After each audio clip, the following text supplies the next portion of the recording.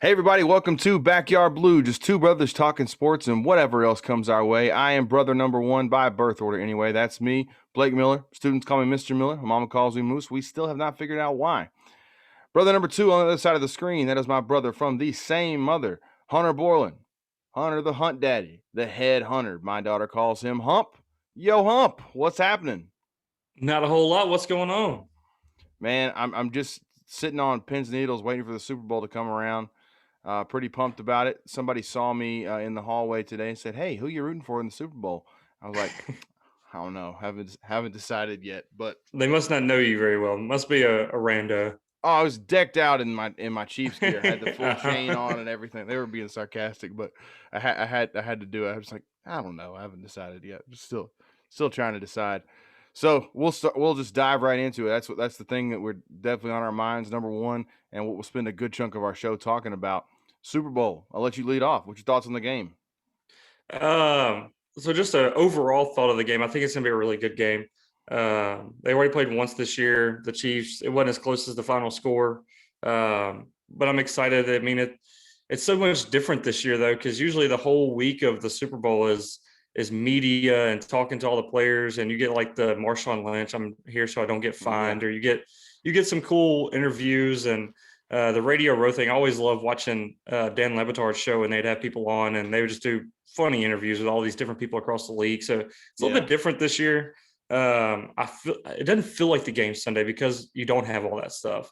And I was traveling for work this week, so I didn't really watch much ESPN or anything like that. So I guess I'm not as like it feels like it's still probably next weekend, not 2 days away. But as for the game, I'm going to take the opposite side of you because I know what you're going to talk about and how the Chiefs can win. So I kind of went more with what the Bucks have to do, or if they can do anything to win this game, because it seems like everybody's just the Chiefs are going to win and that's it. So first, can the Bucks take advantage of the offensive line? I think y'all have both of your tackles out. Your backup center is on the COVID list. Is he going to get to play for getting a haircut? uh, so I don't know. I don't. They got to get pressure with four. We've talked about this since we started doing it. Like if you don't get pressure with four and not have to blitz, uh, you're screwed. You're not going to beat the Chiefs. Uh, but Ty Bowles loves the blitz. I think he blitzes like over 30% of the time. But then when y'all played on earlier in the year, week 12, he only blitzed 17% of the time. So he changed his game plan, but they didn't get a ton of pressure.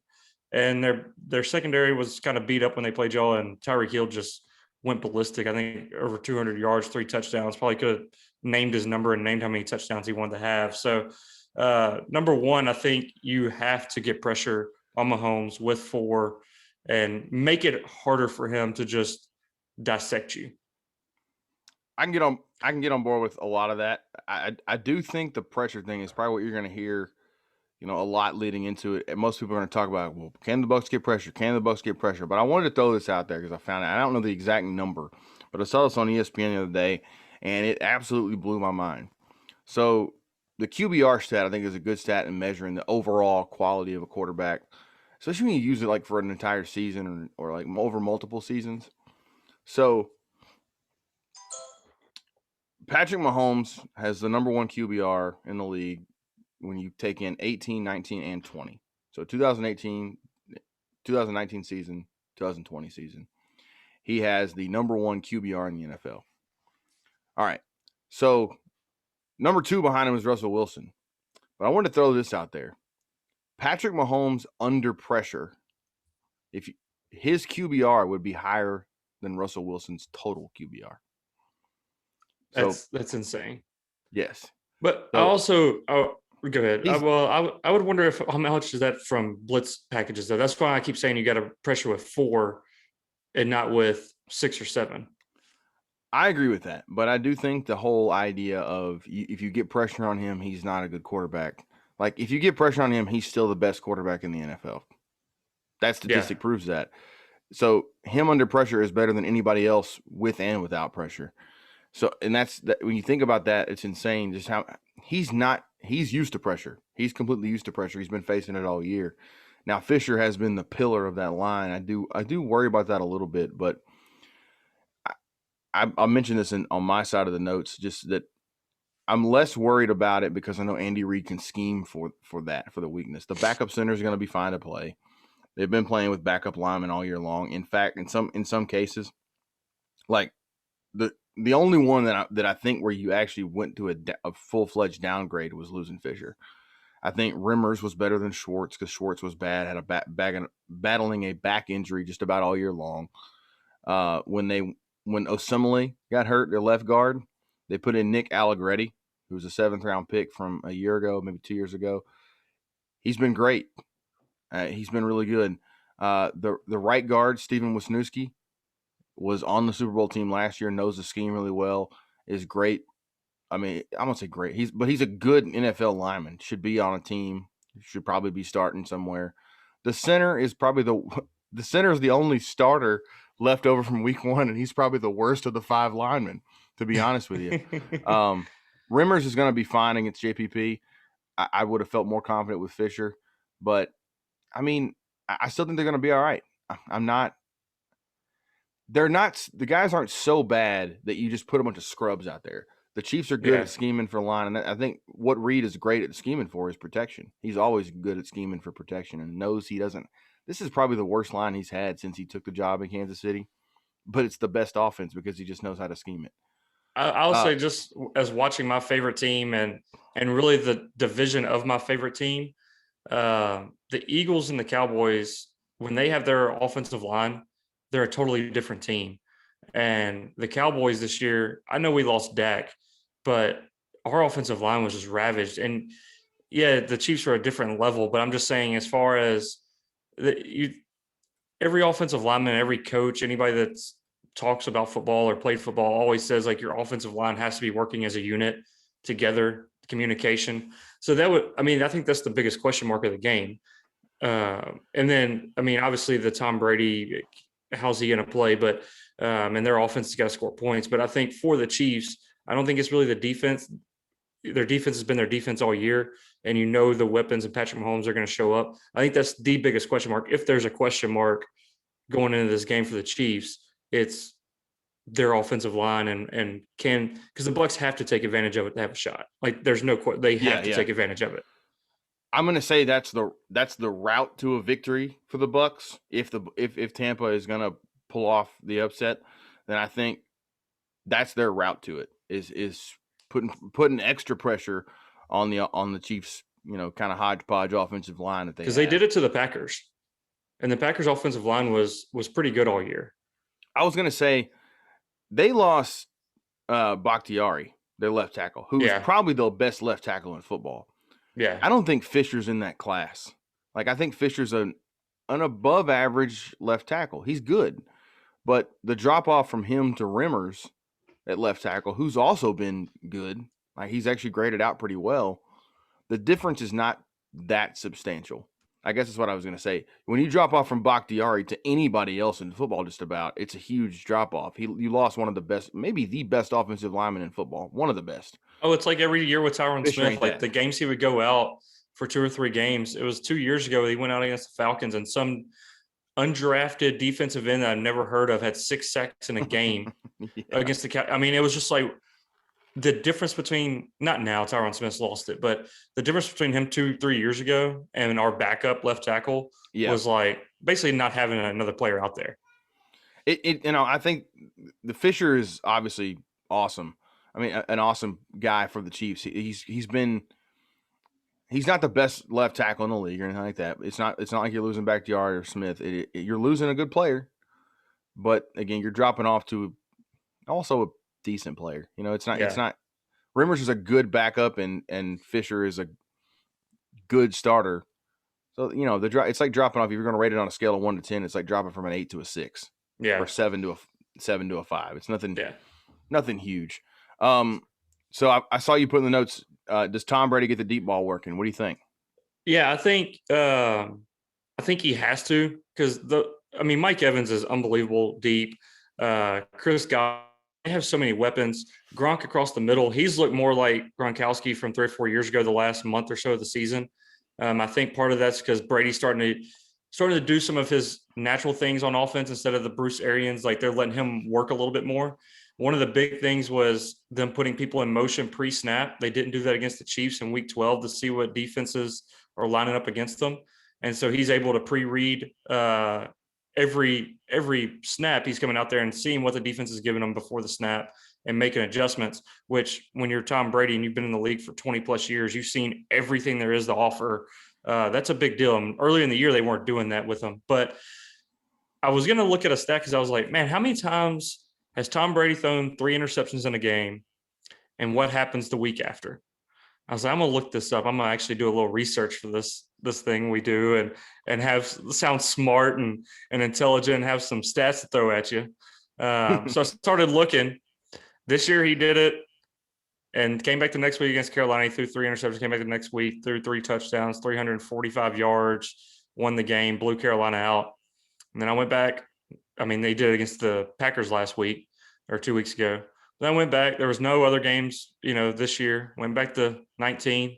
No games. He threw 3 interceptions. Went back to 18. Never threw 3 interceptions. Went back to 17. Never threw 3 interceptions. I just kept going. I was like, all right, this isn't worth my time. I'm not going to find him throwing 3 interceptions. So in 2004, no. Yeah, I mean, you get back 1993, it doesn't matter.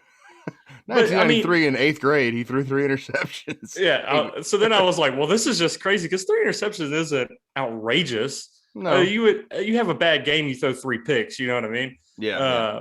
So then I was like, well, damn, this is just pretty crazy. He never really does it. But I mean, is he going to have 2 bad games in a row? Like that doesn't happen for him. He's going to be on. And I think he has a chance to score with the Chiefs. Like we were talking earlier, the Chiefs are going to score points. And can they keep up? Can they score touchdowns instead of kick field goals like the Bills did? Yeah. Because if you're selling for field goals, you're screwed. And then you're done. The Bucs got to create something either on special teams. They got to get a couple turnovers, a bad snap. I mean, the Chiefs had a bad snap last week. They had or was that 2 weeks ago? They fumbled the punt. Nico Hardeman or Miko, whatever his name is, Hardeman. He fumbled a punt. He muffed a punt. That was last week. But then I think it was the divisional round that Mahomes, there was a bad snap. They recovered it.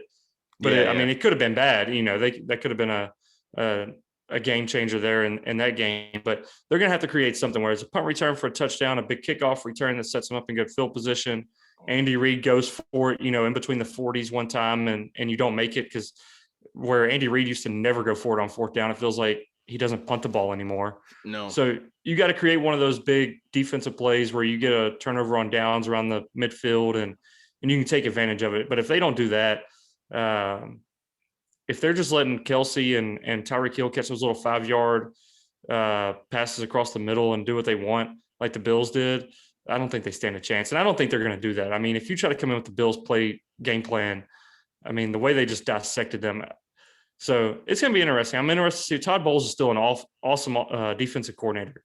And he's going to have something. I mean, it's just like Andy Reid. He's got 2 weeks to prepare, and he's a genius on the defensive side. So I'll be interested to see what they come up with. And I think Tom Brady's going to do what Tom Brady does in Super Bowls. Yeah, I think Tom Brady will come out and play well. But, you mentioned him throwing 3 picks and how he won't do that again. I think the Chiefs will win if he doesn't throw any. I don't think the Chiefs are in the same spot that Tampa's in, where I think they need bad things to happen to Mahomes and, him to have a turnover here and there. I don't feel like the Chiefs need the same thing. I think it just, the Bucs punt once or kick 2 field goals or whatever. I think the Chiefs win. I just think the Chiefs might punt once or twice in this game. Maybe. And I don't know. I don't feel like that they need a bad game from Tom Brady in order to make this happen. So are you rolling Bucs +3?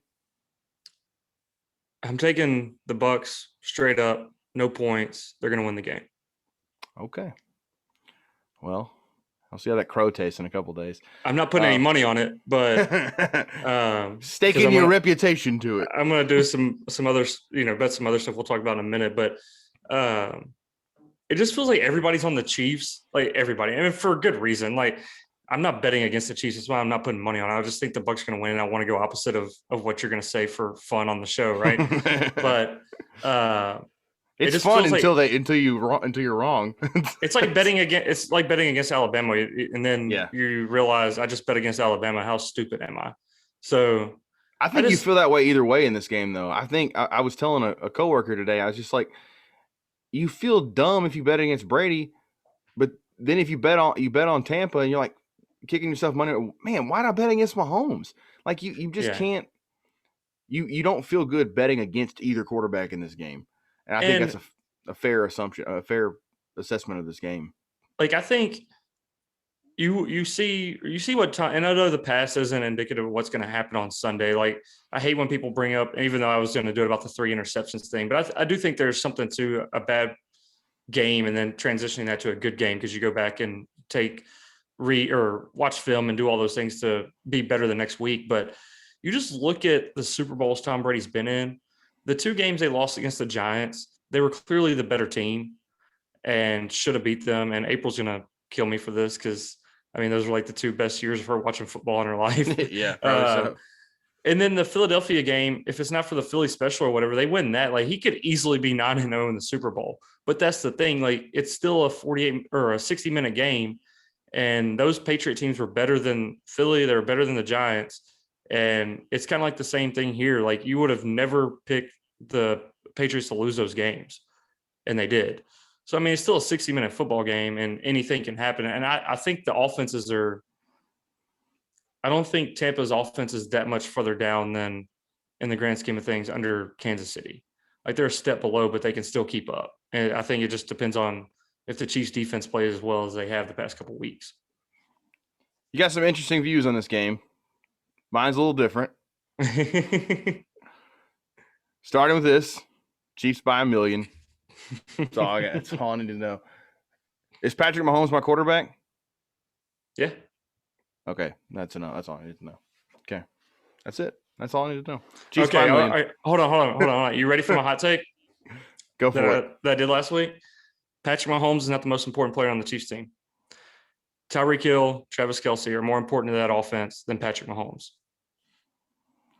I mean, I've watched more games of the Chiefs this year than I ever have because I have them as the local team in St. Louis. You kind of have to.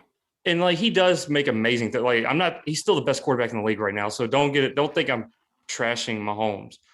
But man, there's a lot of throws. I'm just like, he just tosses it to Hill and tosses it to Kelce, and they do what they do. Like he throws the ball to wide open players a lot. A lot. There's a statistic that they have their wide open percentage is higher than any team in football since 2018, since Mahomes took over. Yeah. And I think that contributes to it. You know, like any quarterback, we've mentioned this before, and everybody likes to say, well, Belichick isn't this without Brady, and Brady won't be this without Belichick, and all that stuff. And I just think you have to put all those things together. You have to weigh, instead of weighing the quarterback by himself and weighing the coach by himself or the tight end or the wide receiver, you kind of have you have to look at the combination. Yeah. Everybody will say, well, Marvin Harrison wasn't this because he wouldn't have been this without Manning. But Marvin Harrison was still awesome. And Manning was better because he had him. Yeah. You know?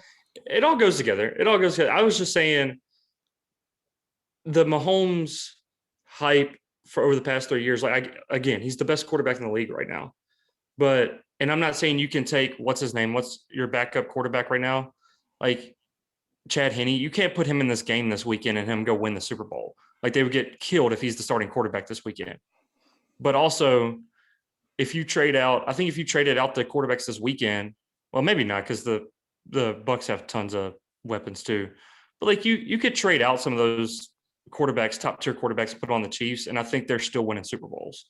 Like Aaron Rodgers goes to the Chiefs. I still think I don't agree with that. The best in the NFL. I don't agree with that. I do think that Hill and Kelce are mega important. I think they're arguably Kelce is definitely the best tight end in the league, and Hill has an argument for being the best receiver in the league, at least the most dangerous.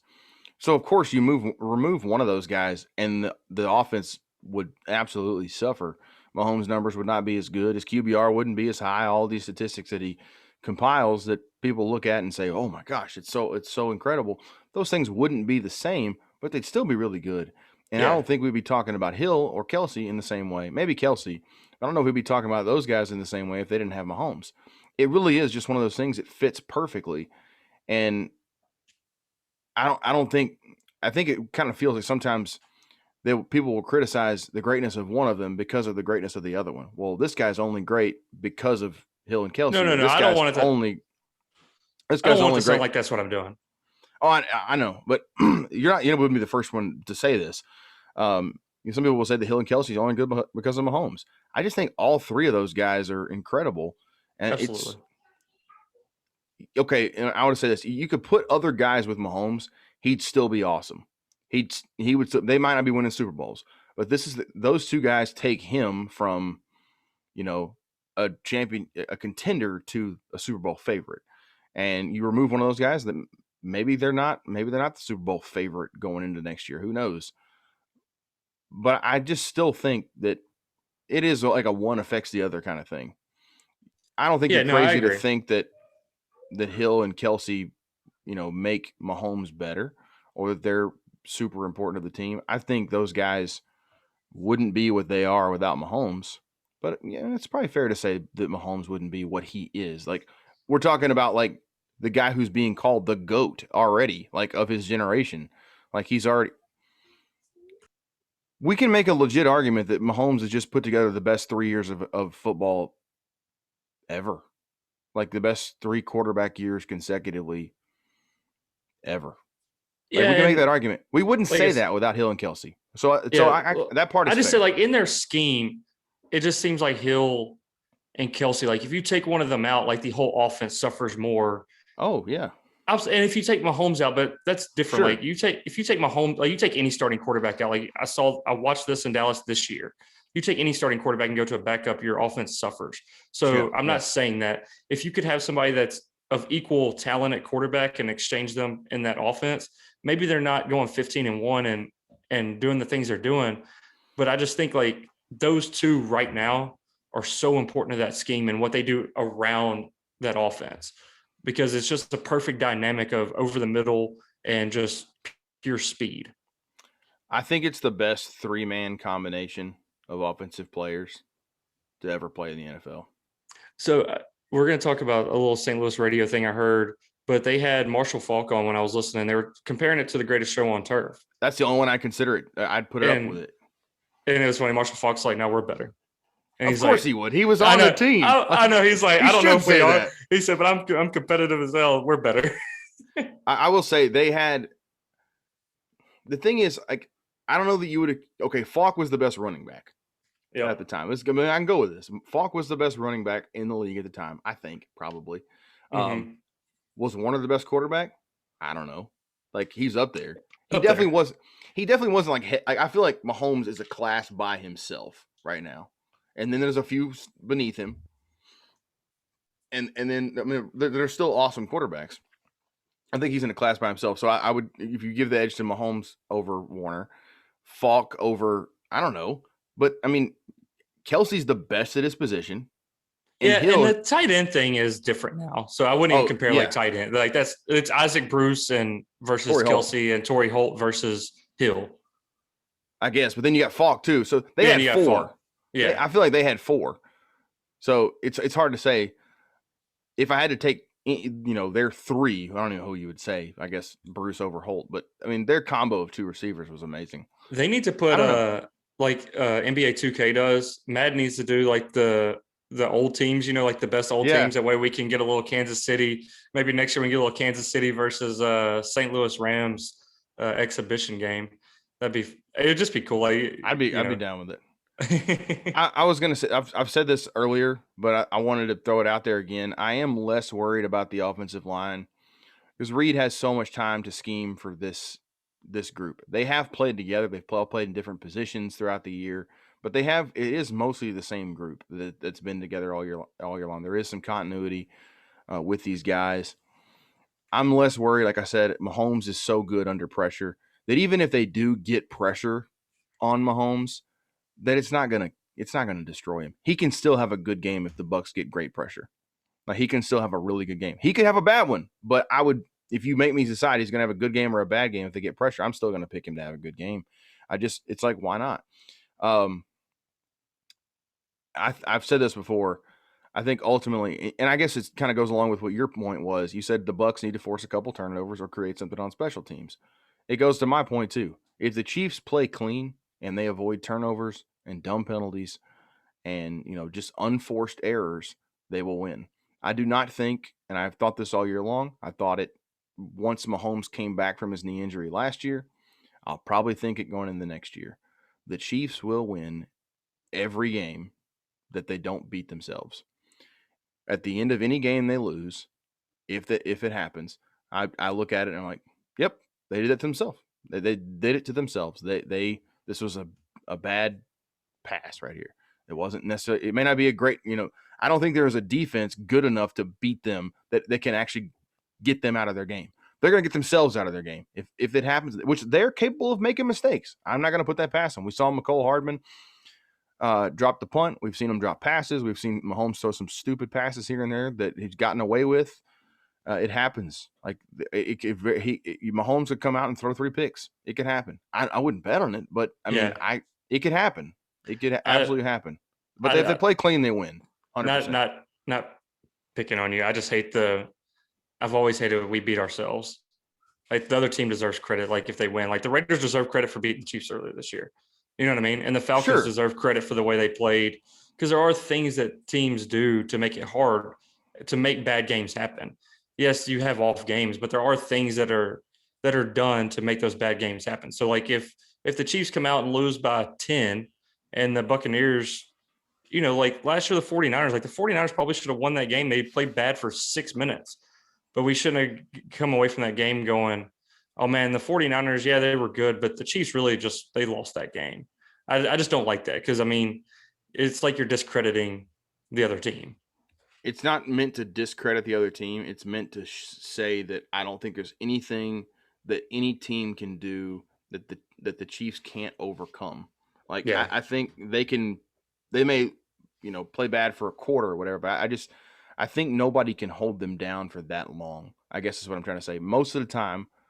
Well, like last year, is up until the final 6 minutes of the game, and the 49ers. They freaking figured it out. Yeah. Hill goes to Reed and says, "Hey, coach, do we have time to run wasp?" And then they run that crazy third down pass. One bad deep throw by the 49ers. They don't connect, and they connect on that deep pass. It's a totally different. But yeah, I mean, I understand what you're saying. I just don't like that way of putting losses. Okay, so, and I will say from watching the Chiefs this year, most of their errors that make games close have nothing to do with the other team. Hardman dropping that punt last week had nothing to do with Buffalo.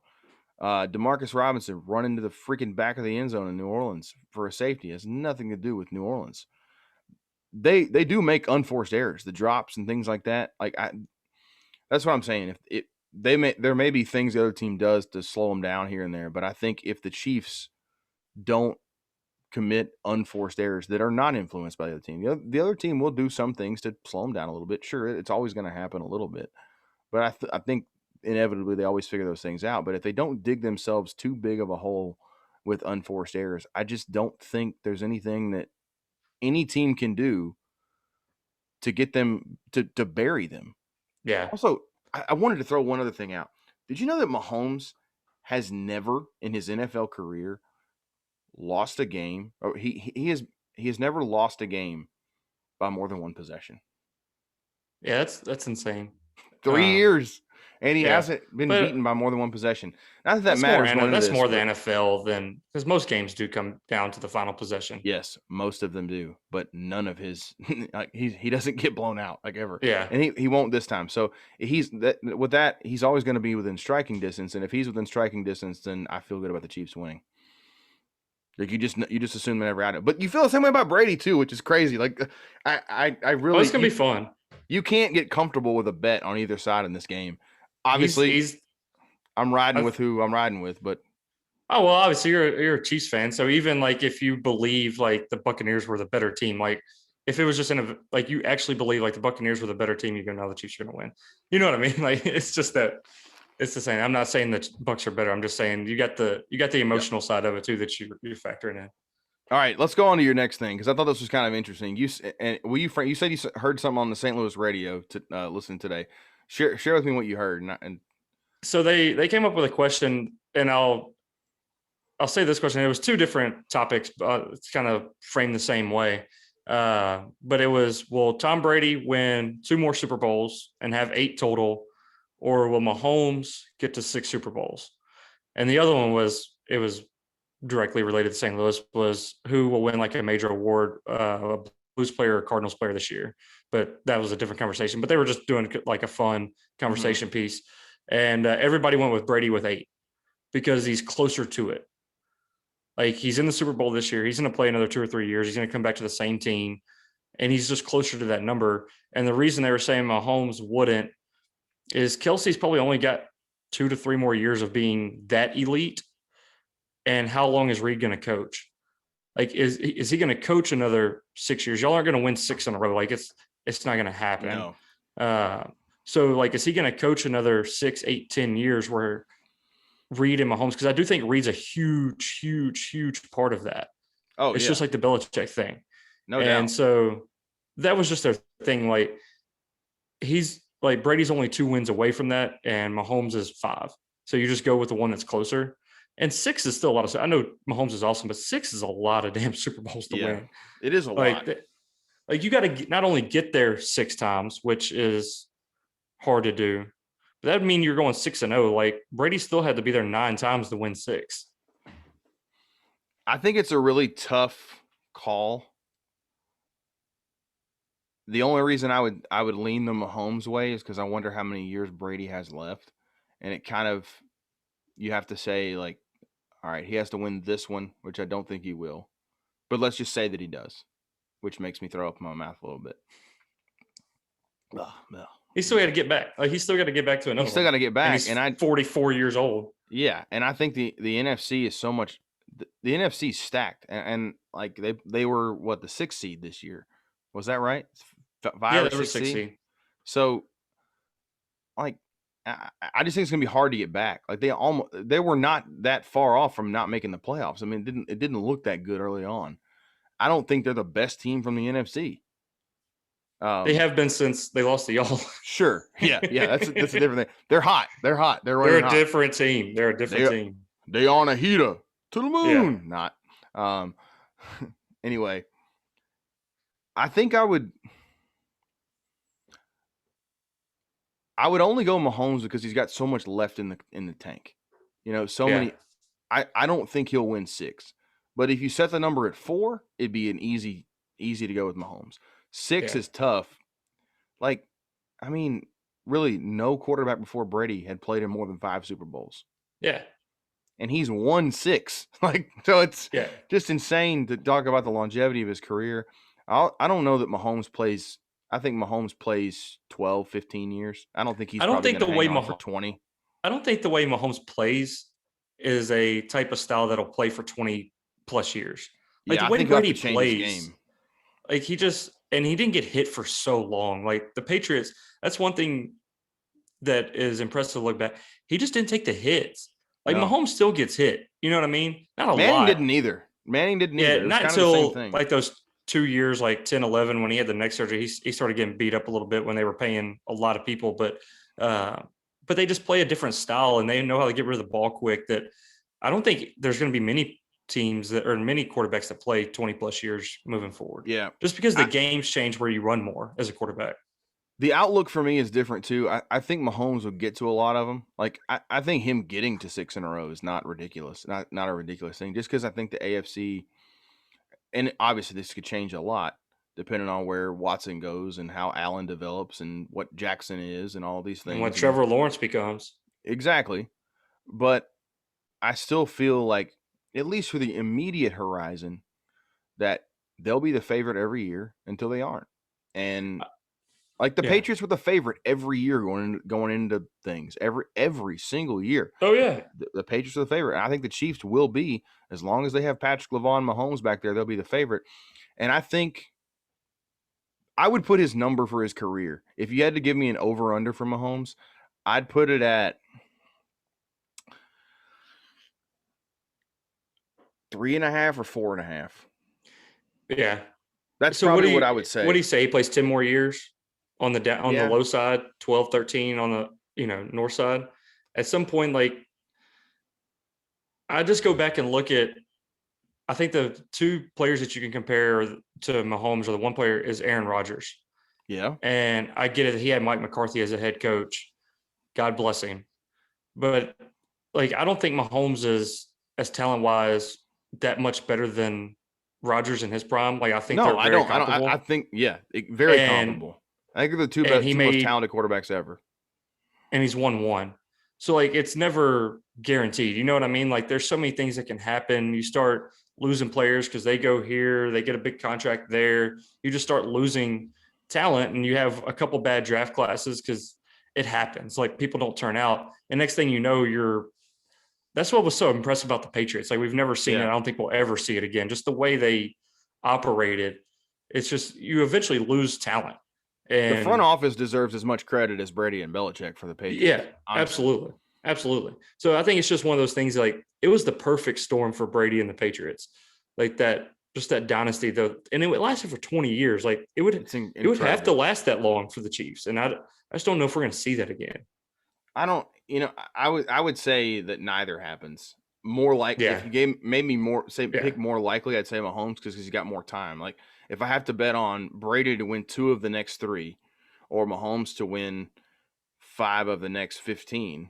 Yeah. Well, the odds favor Mahomes because he's got to win a third, not 2/3. You know what I mean? Yeah, absolutely. But I would take neither. I'm with you. I would take neither. Yeah, but if you made me force, I would probably lean the Brady, and just for the reasoning of he's closer. Yeah. You know what I mean? Somebody's closer. So like if he wins this year, like he's got 2 years to win one more. And over the past 10 years, I think he's won one like every 2 years. People gonna be driving around like, what just happened? Yeah. Somebody's closer. It's all in the hips. Yeah. Give it a little tappy. Tap, tap, tap, taparoo. Classic. We need Cody Goggins here to. Yes, we do. Do some of that. Man. One thing I wanted to point out, one more thing. In those games, the Giants against the Patriots, the ones that he lost against the Giants, who was the defensive coordinator? I'm going to go because I'm looking at our notes. Spagnuolo. Steve Spagnuolo. Stone Cold Steve Spagnuolo. Yeah. I don't think that matters. I do. I really do. I don't.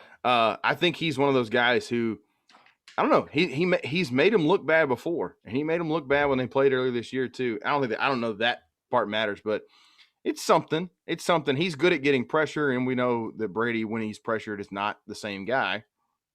Nor is any quarterback, but I do think he'll be able to generate pressure on Brady.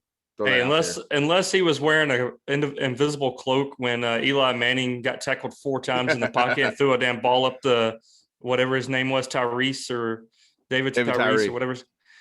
Yeah, like unless Tyrese he was the one holding him up from falling down and getting tackled, it don't matter. I mean, this offense, everybody's comparing Week 12. The offense that they are running since then is different. So different. Like it's going to be a different game. Like I don't even think you can say, oh, Week 12 it was this. Like it's totally different.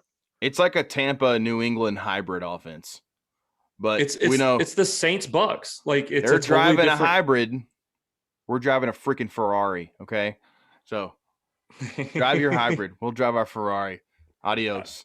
I think they got a Porsche over there, man. It's pretty good. A Lamborghini. Their offense is good. They got weapons on weapons. Better. It's good. I'm a little nervous. I do think that the guys to watch in this game for Tampa are Gronk and Brate. Like I think those guys could have big games, and they're like you won't have like an explosion from any one receiver from them. Like if it happens, it's going to happen over the middle. It's not going to happen down the field. The Chiefs are excellent at taking away the deep ball, especially now with Juan Thornhill healthy and playing his game. L'Jarius Sneed is going to play, and that dude, he's such a good defensive player. Like that guy. Oh, that toe guy, taps, dude. Who? Antonio Toe Tap Brown. I don't care. He's going to go off. No, he's going to go off. No, yeah, we'll see.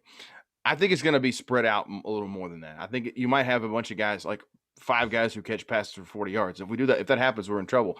But I think it's going to be a lot more dink and dunk. The Chiefs will allow the underneath stuff. I think the tight ends and the slot receivers can get open. So it's like Scotty Miller may have a good game. Yeah.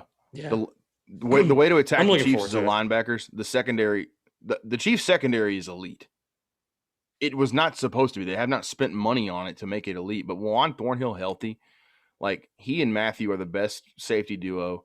The corners are better than you think. Breland is good at playing, at playing physical. He gets up in the run game. And There's a rumor he's L'Jarius, gonna be on the Cowboys next year, he could be fine. Take him. But that's but what I'm saying. they're trying We're going to to continue target getting him. more. But L'Jarius Sneed has quickly become my favorite defensive player on the Chiefs. That dude is everywhere, and he'll if you can get a prop on him to have a pick, I don't know what it is, but a prop for him to have a pick would be pretty cool. And a fun one to take. He just makes stuff happen all the time, and it wouldn't shock me if his nose is always around the football. He is kind of like another version of Tyrann Mathieu. Like who annoys the hell out of me on the Chiefs? Who's that? That Sorensen, with Dan Sorensen or whatever. He's known. He's everywhere. That guy's not good, and he's annoying as hell. Like I was looking at a stat earlier just for the defense. Like he's not like he's with a guy that's like he's fiery. He's TJ McConnell for the Pacers. Like, you know what I mean? He affects the game. Yeah. Yeah, he's just annoying. Like I don't know. I find him so annoying. I agree with that. He's a cult hero. He'll drink for free in Tennessee. I mean, in Tennessee, in Kansas City. If he comes to this part of Tennessee, he'll drink free here. He drink free at my house. Dirty Dan. Coke Zeros. Yeah, he can drink some Coke. You can have all my Coke Zeros, brother. Like you can't afford them yourself with your $4 million contract, but have as many Coke Zeros as you want. Dirty Dan.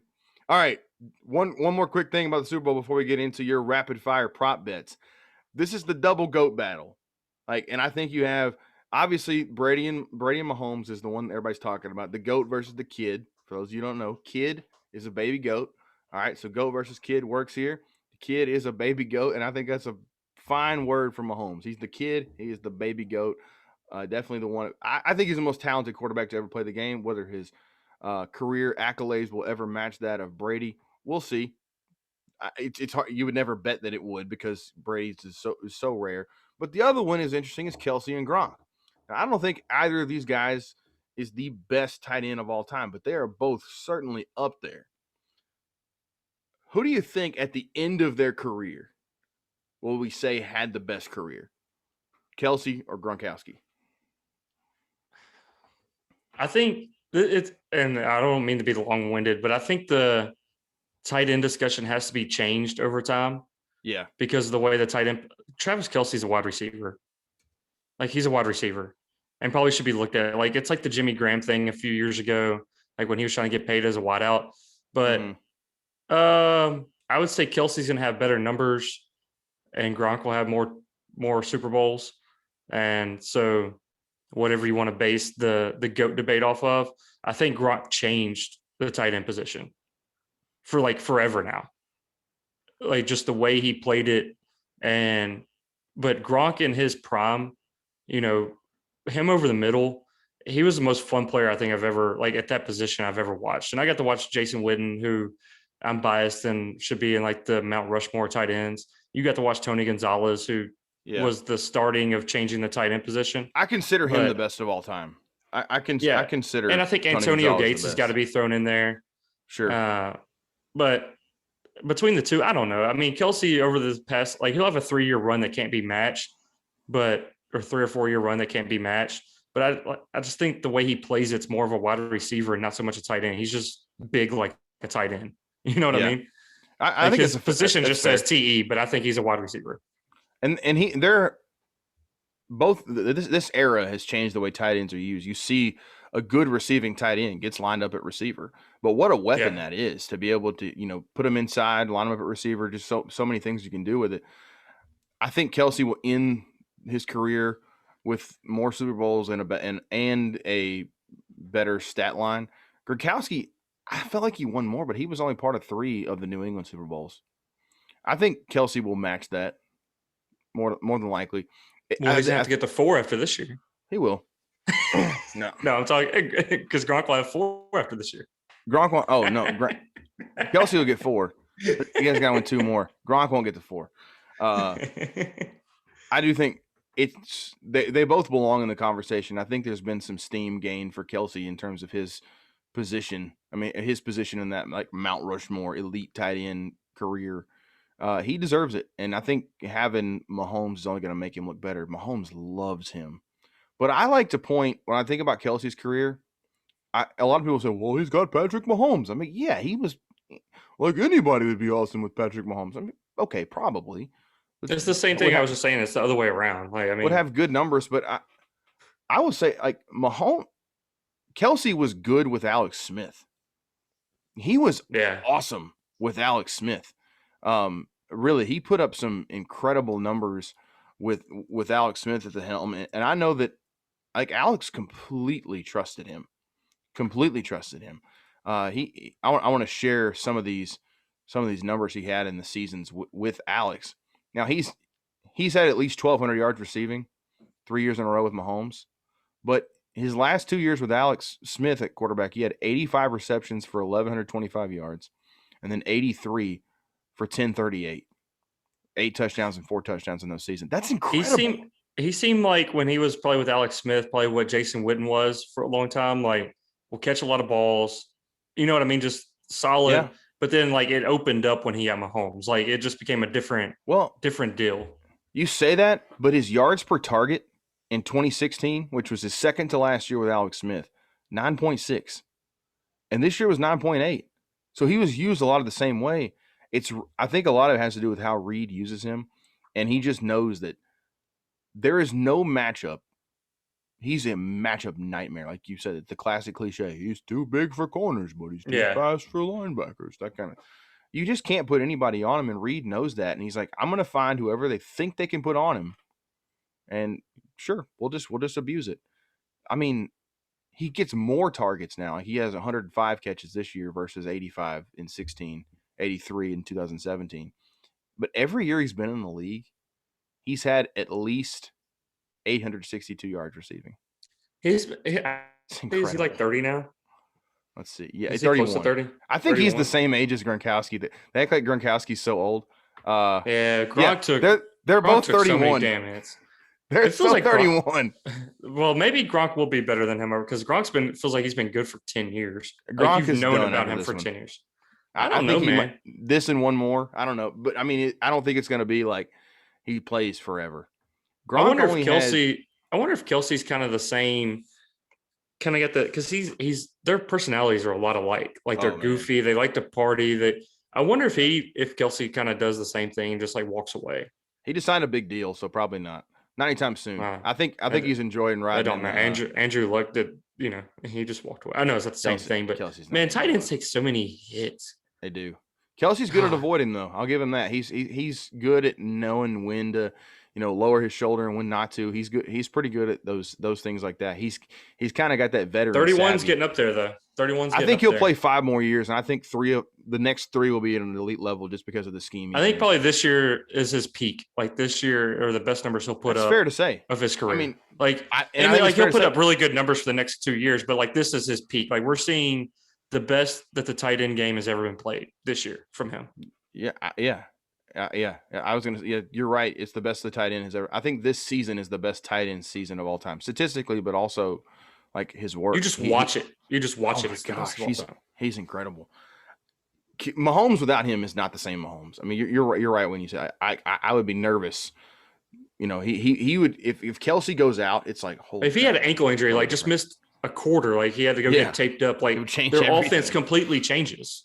He's incredible. Like Tyreek Hill goes out and it doesn't change like that. Because you could goes out and it's like, oh crap!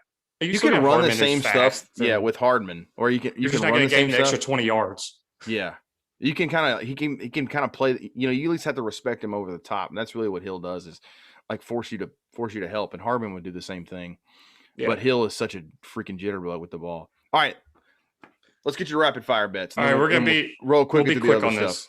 Yeah, we'll be quick on these. Will the greatest country music artist, the Chief, Eric Church, and Jasmine Sullivan sing the national anthem in less than 2 minutes? Yes or no? Who is Jasmine Sullivan? No idea, but Eric Church ain't going to make it last long. So I'm going to say yes. Under 2 minutes? Yeah, I'll take the under. Let's go. What will be the result of the opening coin toss? Tails never fails. Tails for me. Will there be a score in the first 5 minutes, 30 seconds of the game? Yes, the Chiefs will score twice. I said no. I'm just Will kidding. the score ever be tied after it's 0-0? Yes. No. I think it'll be 7-7. Will the jersey number of the player to score first be over or under 17.5? The jersey number of the first player to score? Yep. Over under 17.5.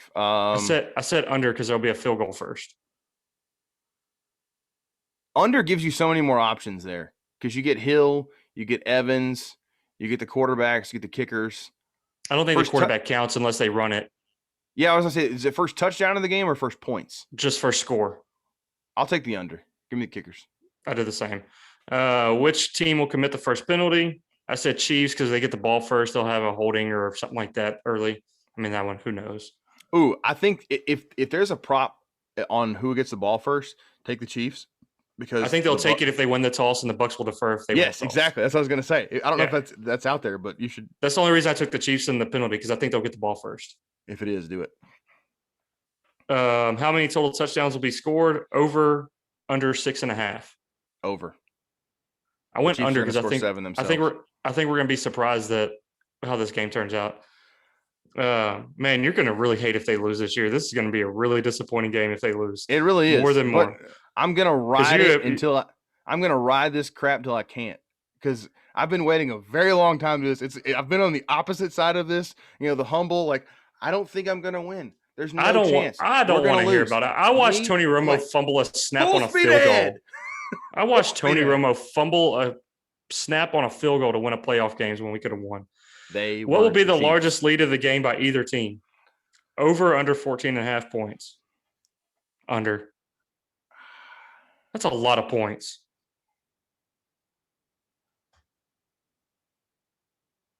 You know what I want to say, right? Yeah, but that's dumb. Like that's not a dumb. that's a dumb play. I would have to look really at the betting odds. on it. I'd have to look at the odds on that. It wouldn't shock me if the Chiefs got up 17 or 16. Like I think what's going to happen in this game is the Chiefs are going to get out to a pretty good lead. It might just be 14, but I think they're going to get out to a lead and the Bucs are creep their way back to make it interesting, and not win, but make it interesting. All right, how many points? Oh, they're within a possession. Sorry. How many total points will be scored in the first half? Over under 27.5. I went under. Over. Will the Weeknd be wearing sunglasses when he first showed during the halftime show? Yes. Yeah, because of the blinding lights. How many touchdown passes will be thrown by Patrick Mahomes? Over, under 2.5? Over. I said over 2. How many receiving touchdowns will Tyreek have, or receiving yards will Tyreek have? Over 90.5, under 90.5? I said over. I think over. How many receiving yards will Rob Gronkowski have? Over, under 28.5? I think I'll have that in one catch down the middle of the field at some point. I go over on that. I think he's going to be. He's going to be the key bigger part of the offense. Yeah, I think he'll be a key cog for them. How many Tampa Bay players will have a rushing attempt? Over, under 3.5? I said over. Over. I think Antonio Brown, Chris Godwin. You'll get Fournette and Jones in there. You're going to get Fournette. You're going to get Jones. You're going to get a Brady kneel down at some point at half, or a Brady sneak. A Brady sneaks the ball like every game. So I feel you got 3 guarantees, and then are they going to give one to somebody else? I'll say over on that one. That feels pretty smart. What's the odds on that? Do you have that in front of you? No, this is just okay. I'm going to look at that one. That's one I'm interested in. Here and that. You look at that while I'm still going. Will Tom Brady finish with at least 1 rushing yard? I said no because sacks go against your rushing total in the NFL, right? No. Do they not? Okay, then yes. Never mind. Yes, he will. How many? Oh, that's college. I think that goes against their passing yards. Yeah, it's college or something. No, it goes against team passing yards in both, but it goes against rushing individual totals in college. That's so dumb. I said how many interceptions will be thrown over 1.5? I said over just because it's likely that there's probably 1 from each or something like that. Under. Both guys are not big turnover players. If it happens, I think you're right. 1 and 1, but I would just say the under. Will there be a missed field goal? I said yes.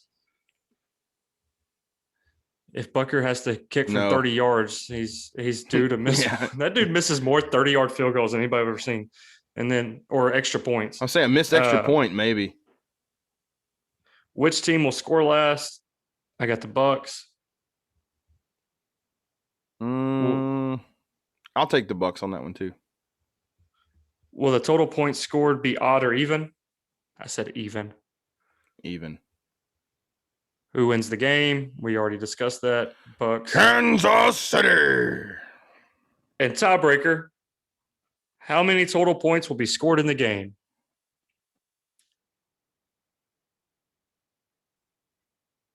I got 58. The Bucks will be down 27-24 with 2 minutes left.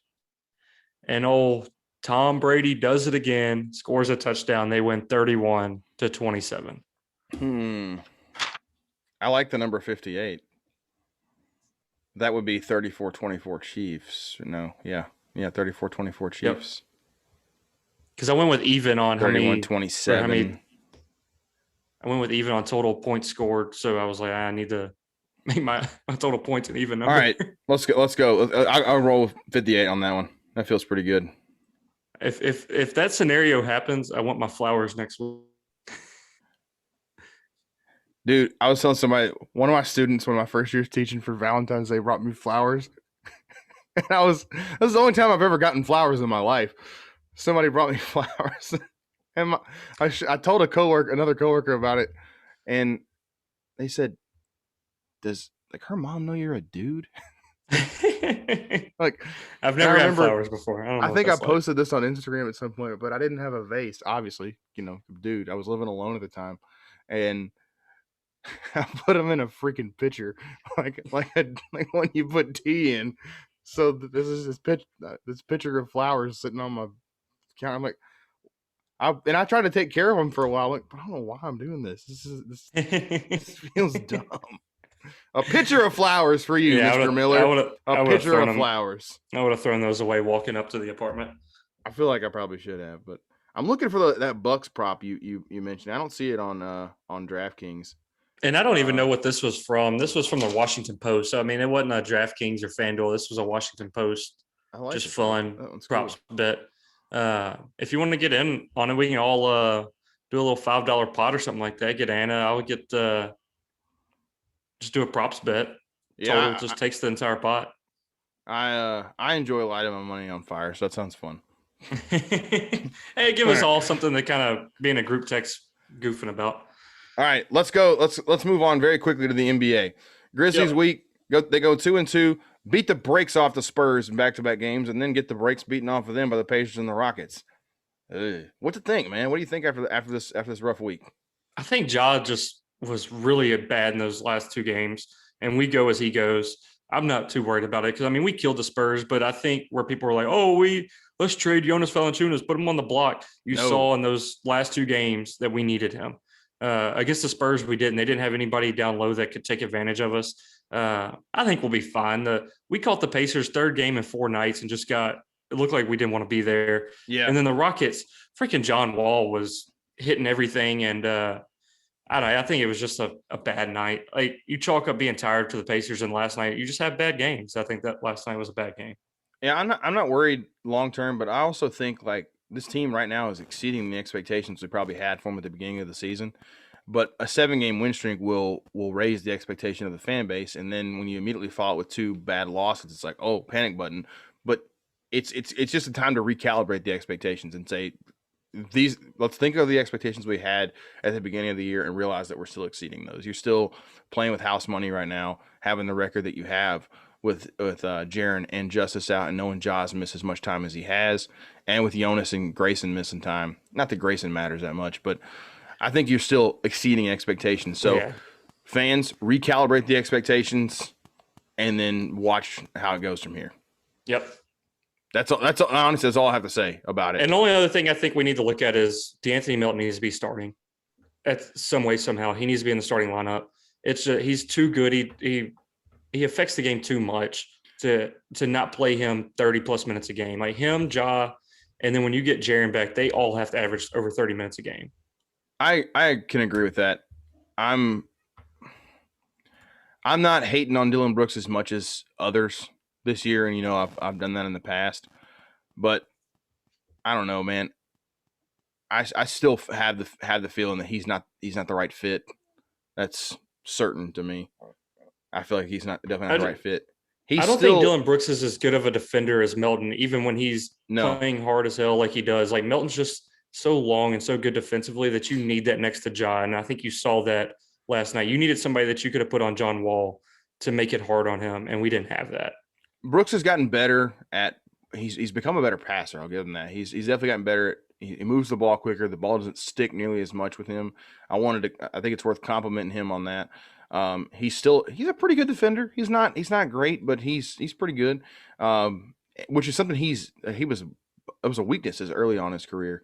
I wanted to throw out currently the Dylan line. You know that the Dylan is shots and points. He's dead even in shots and points. He has 260 points and 260 field goal attempts. So, and Russell Westbrook, I sent you one the other day, like a couple weeks ago. He was 163 for 163. I mean, it's just inefficiency.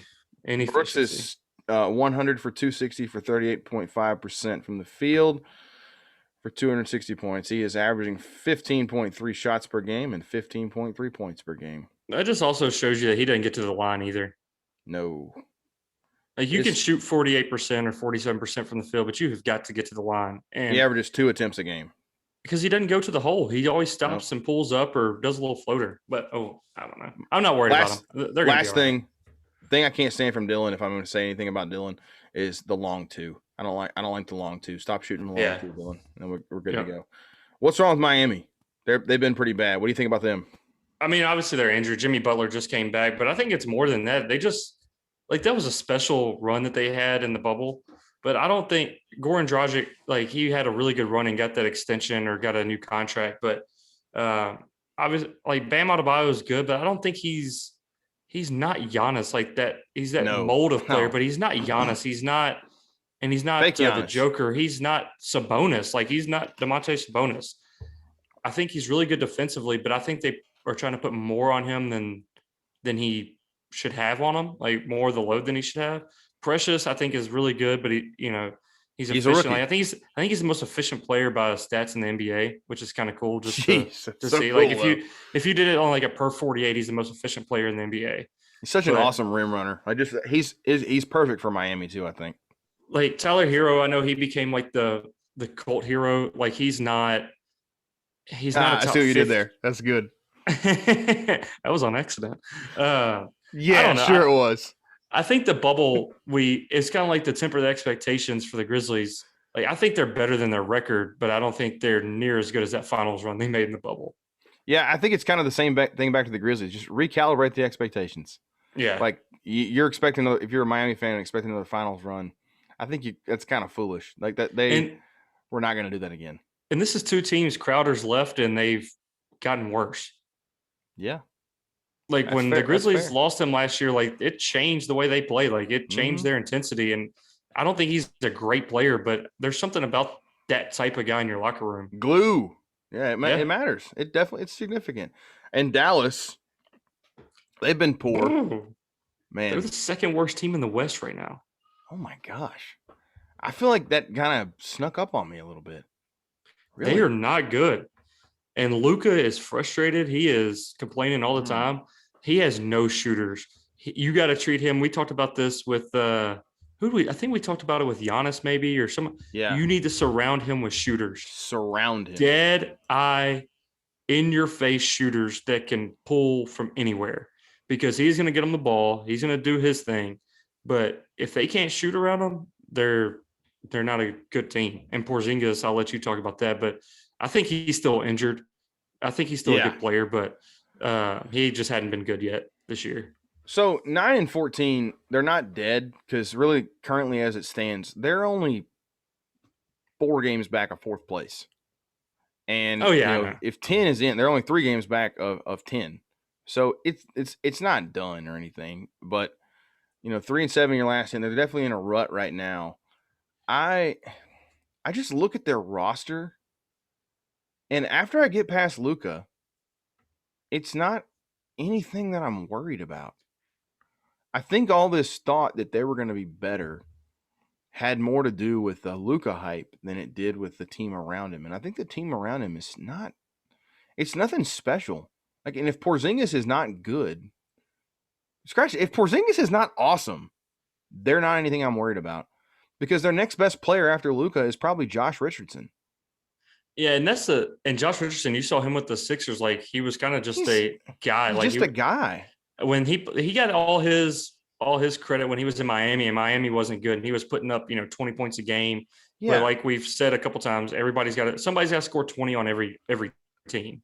And the thing about Richardson, he's like, I just don't think he's like any different than like prime Courtney Lee. He just seems like a typical 3-and-D, a little more dynamic than that. But like, I don't know. I don't look at him and think, oh my gosh, Josh Richardson, yay. But if you put like a Joe Harris and like a JJ Redick, a Wes Matthews who they had last year, like you put those guys around them, like that's why they were good. They had guys that could shoot, but they need nobody that's knocked down.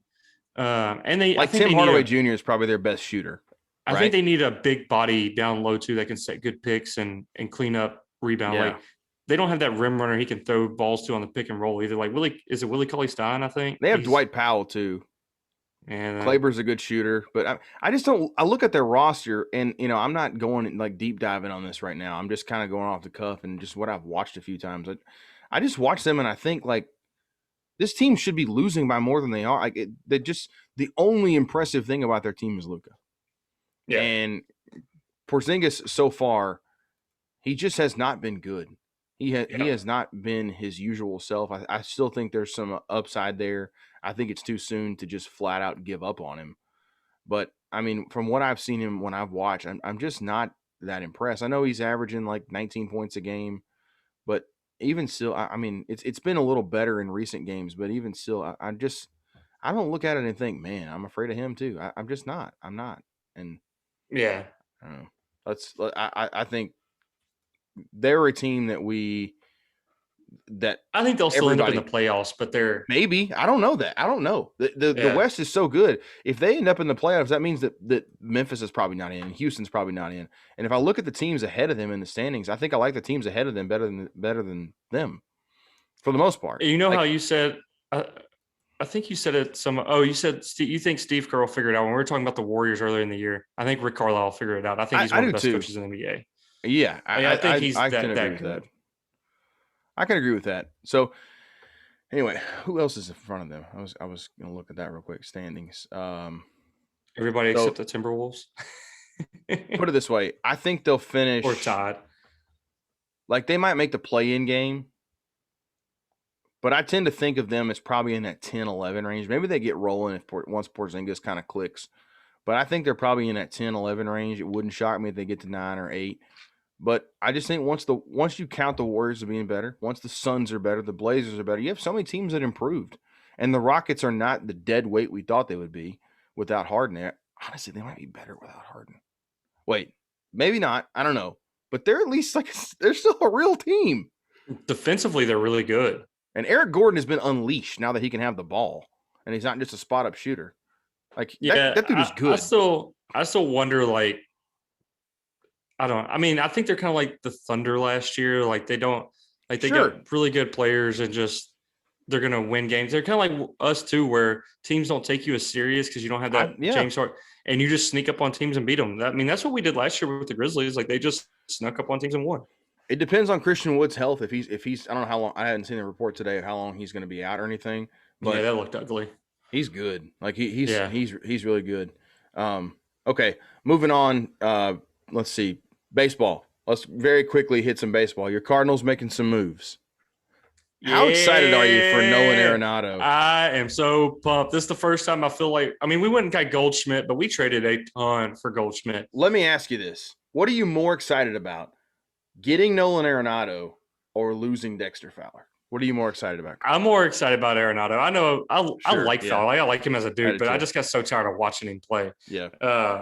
So and I think they had to get rid of him because you're like, and you know this, you pay attention to baseball more than me, but you cannot have 3 guys in your lineup and you're that are just like dead weight when it comes to the plate. Now, you can have 1 or 2 that you can hide, especially in the NL if they're not going to have the DH this year. but you can't have your 6, 7, 8, 9 hitters just give you no production.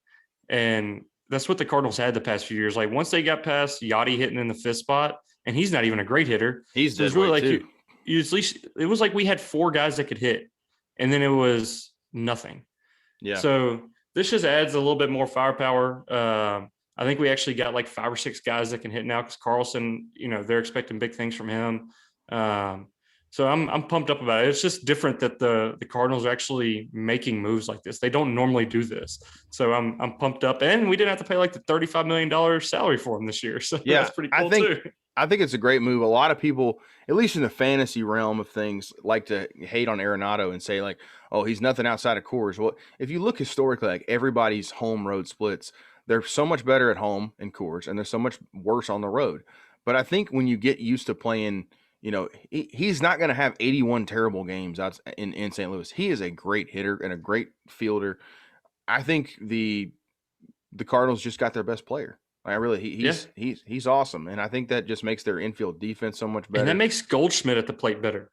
I wonder what they'll do at second without Wong. I guess you just move Edman there. That's probably pretty. Yeah, easy. Edman will play there. Edman will play second. They're not going to lose too much there. Edman's a good defender too. That's going to be a really good defensive infield. And add Yachty's not the same behind the plate, but he's still good.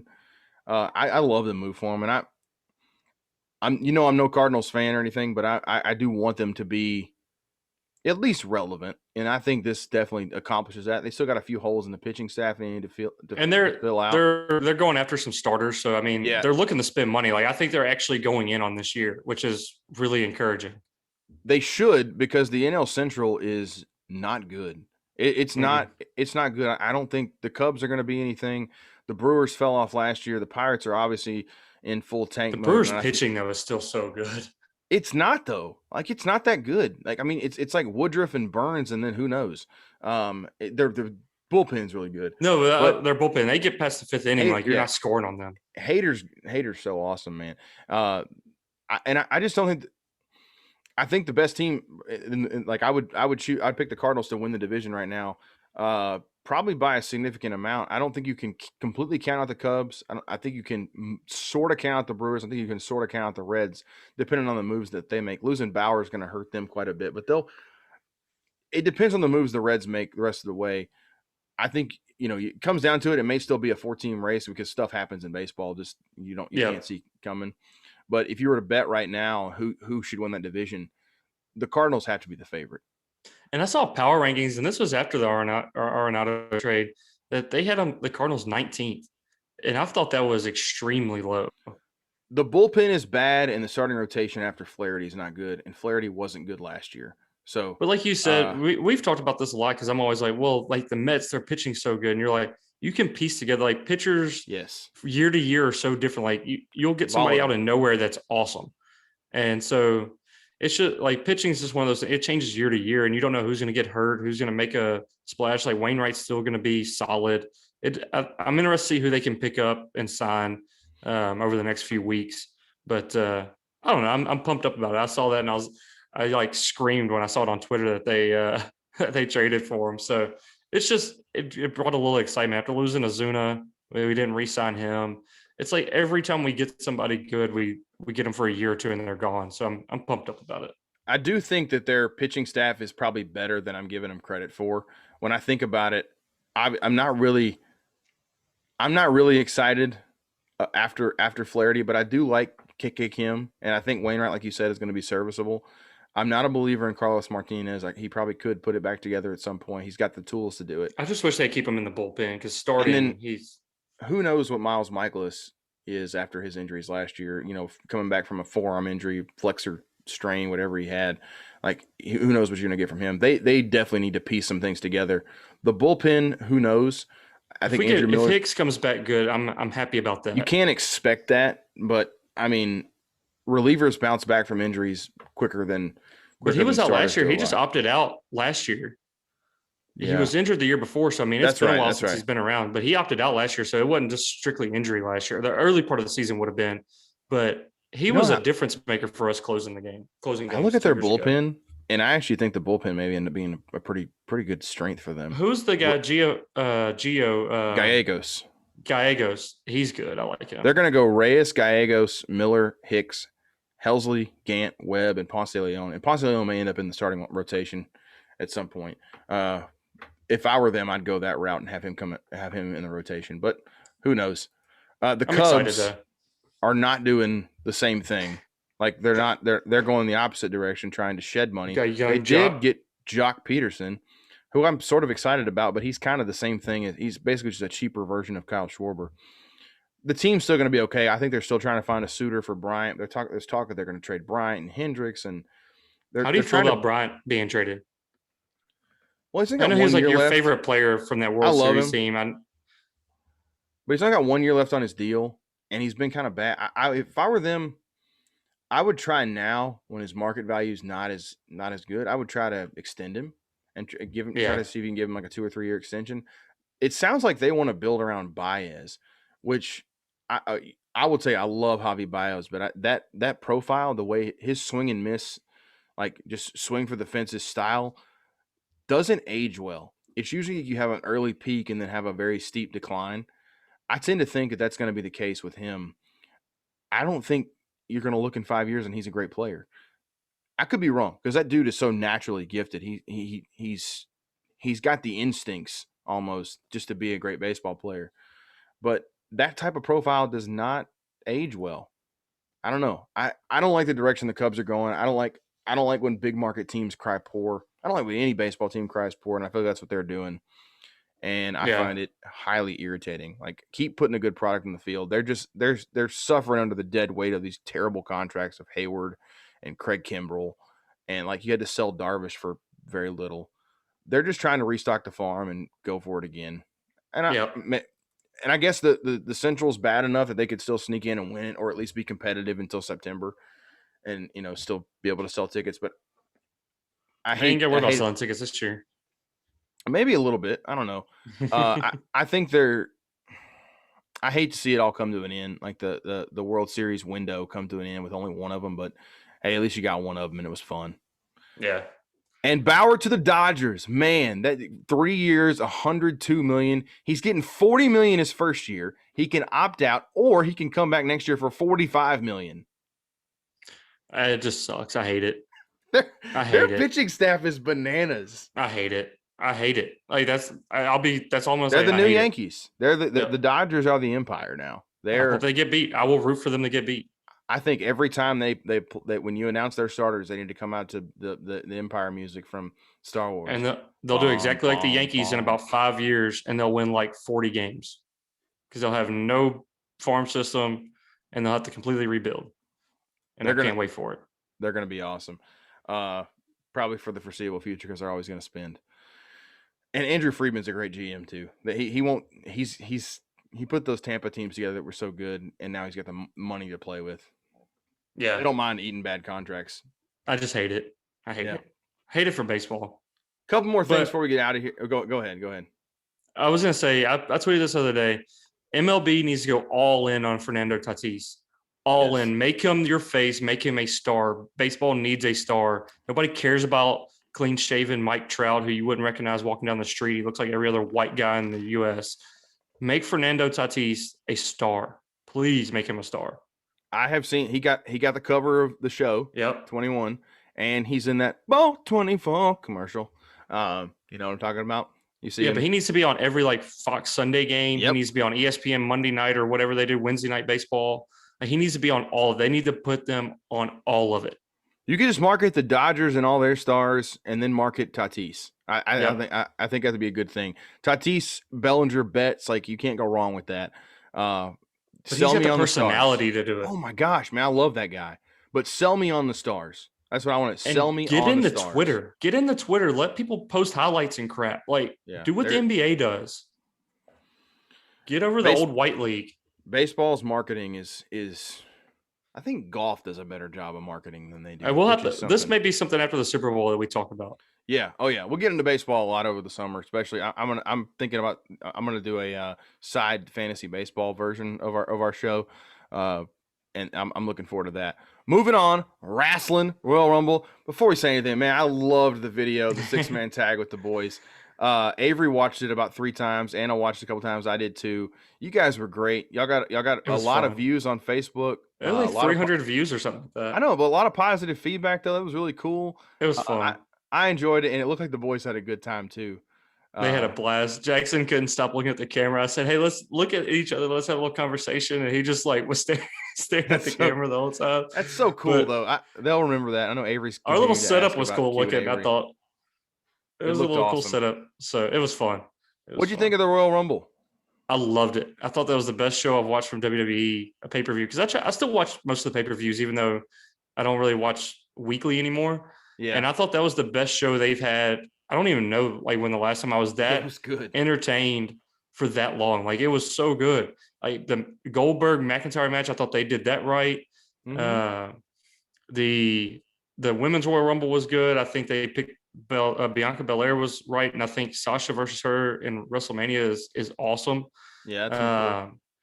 Like the men's Royal Rumble was good. Carlito coming back. I know you popped for that. He was your Yeah. favorite there for a while, and he looked, dude, shredded.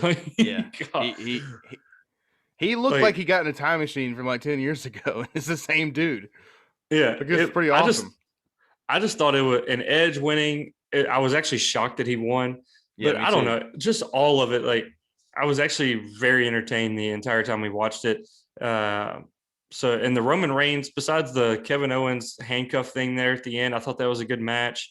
Dude, the Kevin Reigns is so character is amazing, and Kevin Owens makes everybody look like gold. I think Kevin Owens is just awesome. And man, that was a lot of fun. Like that match was a lot of fun. The Rumble was a lot of fun. There's a lot of people complaining about Edge being the old guy winning, but I think Edge is probably the only old guy who could win, and people will be excited about it. And I think he's back, maybe not full time every week, but he's not going to be the guy that shows up like he's going to be off TV for the next month. Like he was on Raw, NXT, he's going to be on SmackDown tonight. Like I don't know. I think he's going to be around. And seeing Christian, I hope they do a tag team run. That's what I popped for. When Christian came out, I was like, oh my God, it's Christian. Well, because he was so jacked up. Like he said he wouldn't. And I don't even, if I read it right, I don't think Edge knew he was coming back to wrestle. Oh my gosh, man. I got to say, I think he surprised the Edge. Like he said he was the only, he didn't tell anybody. He was just there for backstage stuff and then came out. I was like, that I got a little watery eyed for that one. That was pretty cool. The hug. Because you could see Edge about in the ring. And Edge has always sold his emotions really well. I don't know. Even if he did know about it, I wouldn't put it past him to be able to just sell the fact that this was really happening and how big of a deal this was. They're so, man, every time I see them together, it takes me back to the TLC match at 17 where, with them and the Hardys and the Dudleys and their whole rivalry, man, their whole backstory. Even when they broke up and they had that singles run against one another, they were so good. They were all, man, I just felt like their career arc was always, on the same path. You can't think of Edge without thinking of Christian, same and vice versa. I just felt like a kid again when they came out there in the best way possible. The two things that annoyed me. Go ahead. Sorry. The two things that annoyed me, and this is just tedious stuff. I love Alexa Bliss's new character as the Fiend. I wish they would have done more with her. Yes. But the other thing was Randy Orton he was like all wrapped up in a face thing because his face was burnt. And last week he came out and he had all this red on his face and then he comes out the Royal Rumble and is completely fine. I don't know why. It just annoyed me. He shredded his knee. He can't put any weight on, but then he can come back out and be fine. Yeah. They make WWE doctors look like the biggest idiots in the universe. Yeah. But those are just two tedious things, but they kind of annoy me. Okay. As always, there's always a small little inkling of hope that I see CM Punk. And it's never going to happen. He is going to be on some wrestling show, like one on. If he comes back, it'll be AEW. Probably so. And it'll be like a 1 or 2 off match or something like that. Yeah, I just hope to see it again someday. I wanted to see Keith Lee. I don't know if he's injured or not. I haven't been keeping up with the storyline. Yeah, I don't know what happened Keith Lee out there. I wondered if Damian Priest got the Keith Lee spot. I miss Finn Balor. I miss Bray Wyatt. I will say that it's not the same not having them around. The thing, all the nostalgia in the women's match with Tori Wilson and Victoria. The only thing I thought for all this is like Victoria's too old to fall the way she did. That's all I could think about. I was like, dang, You're going to be hurting in like a month from that. Like, Yeah, you're too old for this woman. You need to go. I looked it up. She's 49. It is cool that they bring those people back, That especially ain't for cool. the women's. No. But a 49-year-old woman don't need to be falling like that. I'm sorry. No, not the falling, but it's cool that she gets to come back. But yeah, you gotta watch out for these people. I needed like a life alert button with them. Somehow I'm falling and I can't get up. That's what. Although that's the Victoria's new theme song. I'm glad that Bianca Belair won. I think it's cool, but I am a huge mark for Rhea Ripley. Like of women's, like I think she's so cool and like so awesome, and she's like 22 or 23 years old. But I was still holding out hope for The Rock in some fashion for Roman Reigns versus Rock at WrestleMania. It still could happen, but all in all, I mean, it was like 2 thumbs up. Enjoyed the heck out of it. I like it. Any complaint I have is nitpicking. And I even sat up, and I've been so out of the loop with WWE for a long time. I even sat up and watched the Yokozuna thing afterward and watched that, and then got into watching Undertaker's Broken Skull sessions with Austin recently. Oh, if you haven't watched both of those, it's really good. You got to watch them. I watched it all both the of way them through. are excellent. It was good. I got hooked on it. I was like, man, this is really cool. All his Broken Skull sessions, I would watch all of them. They're all really good. They're good. I'm going to watch one with McIntyre next. You watch anything else this weekend before we get off here? Yeah, I kept my promise. We watched episode 1 of Star Wars. The boys love Jar Jar Binks. They thought he was hilarious. But they enjoyed Easton just kept saying, are those good guys or bad guys? I'd be like, they're bad guys. Why? And then the same people would come up like 20 minutes later. Is he a bad guy or good guy? But why? We watched the first half Friday night and everybody was tired. And then first thing Saturday morning, Easton's like, can we finish watching Star Wars? So that's so cool. I think they're hooked. The movie's not as bad as I remember it being. It's the first time I've watched it since it was in theaters. Like literally the first time I've watched it all the way through, start to finish, since we saw it in theaters, and I got an Anakin Skywalker cup. I remember that. But it's still not like good. It's not a favorite of mine, but it's not as bad as I remember it. That's good. That's good to know. We're gonna do it sometime soon. I don't know when, but it's gonna happen sometime soon. Jar Jar Binks does get annoying. Oh yeah, Mr. Jar Jar Binks. Mr. Jar Jar Binks, we're going home. Well, Misa going to watch WandaVision this weekend again. Try not to get spoiled on the big whatever's happened. Apparently something big happens on this episode. 4 episodes in, it's one of the coolest things Marvel Cinematic Universe has ever done. If you're a Marvel fan and you're not watching WandaVision, you are missing out. It's fantastic. It's really good. And I'm excited. As soon as this one's over, they're going to have Falcon and the Winter Soldier shortly after. So Marvel episodes every Friday for the next couple months at least. So that's exciting for your Marvel nerd over here.